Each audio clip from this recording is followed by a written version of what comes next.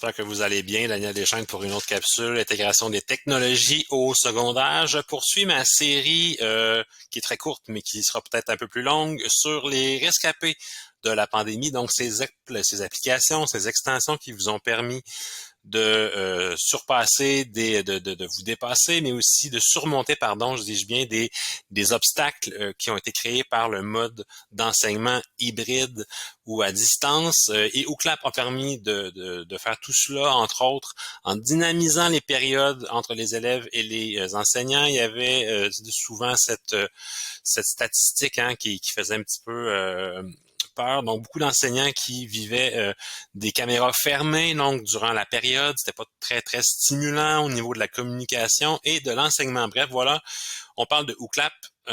Sous trois aspects, j'aime beaucoup OUCLAP pour sa facilité d'utilisation autant en mode synchrone qu'asynchrone, son intégration très facile à l'univers de Google et son coût. Je commence tout de suite par le coût, c'est un aspect important. Donc, quand on se connecte à Google, à OUCLAP, c'est important d'avoir le code en éducation, le code enseignant qui est gratuit depuis un bon nombre d'années. C'est le code K12. Si vous ne suivez pas les instructions attentivement, vous allez avoir le compte gratuit, mais qui n'est pas enseignant et qui donne seulement 3 questions. Si on compare avec le compte K12 qui lui vous offre la possibilité d'avoir une espèce en fait c'est un compte sans limite. OUCLAP se targue d'avoir 20 manières différentes de communiquer avec l'élève, donc c'est intéressant de ne pas se limiter à 3 questions et d'avoir le compte K12. Bref, c'est à vous de bien être vigilant quand vous allez vous connecter. Je parlais tout à l'heure aussi de la facilité de connexion ou d'interconnexion avec l'univers Google. Ben, il y a une extension OUCLAP pour Google Slides qu'on peut activer dans sa barre dans son profil Google Chrome. Alors, c'est ce que j'ai fait également. Je reviens dans un cours. Donc, je suis dans un cours que je suis en train de monter, un cours d'univers social. Donc, je suis en début d'année, hein, c'est la rentrée. Donc, qu'est-ce que je vais dire aux élèves et tout, et tout, et tout. Alors, quand j'ai activé l'extension Google, ce que ça me permet, en fait, c'est d'ajouter un vote OUCLAP. Et là, ce que j'ai pas fait, c'est que dans une autre fenêtre, j'ai pour plusieurs fenêtres d'ouvertes, là, mais dans une autre fenêtre, j'ai mon application OUCLAP d'ouverte, l'événement avec 5 questions. C'est ouvert et c'est une des conditions pour que ça fonctionne. Mais je n'irai jamais durant le cours dans ma plateforme OUCLAP, bien qu'elle soit ouverte. Tout va se faire dans ma plateforme Google Slides. C'est ça qui est intéressant. Donc ça, c'est mon événement qui s'appelle Pour fin de formation, le code de connexion comme un code de connexion en Kahoot. Il est déjà donné, ça va être le TT Kali, donc les élèves devront rentrer ce code-là sur leur cellulaire.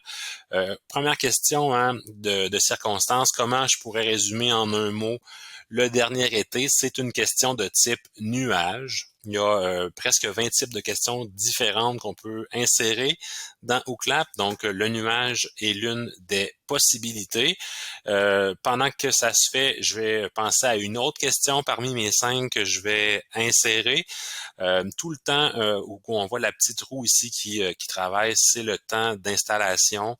Ça ressemble un petit peu à ce qu'on pourrait appeler un code embed. Donc, c'est que l'application OUCLAP est intégrée à l'univers de Google, mais tout ça se fait sans aucun travail de ma part une fois que c'est installé.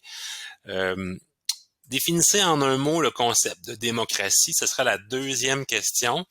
Au final, dans cette opération-là d'intégration de OUCLAP à mon Google Slide, il va apparaître deux fenêtres avec des logos OUCLAP et ce sera vraiment important quand je vais lancer l'activité d'être patient, de rester là et ce sera à ces diapos-là que les élèves pourront se connecter et que toute cette opération-là prendra un sens. Ça, c'est vraiment une règle que je vous donne. Je vous rappelle que je suis sur Chromebook. Ça pourrait bien fonctionner aussi sur un PC. Sur le Mac, j'ai pas été capable d'en arriver à un bon résultat. Donc, c'est parti. On commence le cours. Donc, on a un menu aujourd'hui. Je parle patati et patata. Et là, j'arrive sur la diapo de OUCLAP, normalement. On se rappelle qu'il y en a deux que j'ai réussi à insérer dans... donc, elle est là. Quand je vois la diapo, je dois rester patient. Les élèves, eux, doivent se connecter à TT Kali. Donc là, ici, j'ai pas réinitialisé mes réponses. Ça aurait été quelque chose que j'aurais dû faire. Je pourrais écrire, Québec. Je vais rester à Québec. Donc, on pourra... Donc, la réponse a été envoyée. Donc là, j'aurai d'autres réponses qui entrent, bien entendu. Je peux me déplacer à une autre question. Donc, pour ce faire, je vais utiliser le petit module en bas et je vais chercher la prochaine page OOCLAP. Parfois, ce qui arrive, c'est qu'il s'insère un espace entre ces diapos-là.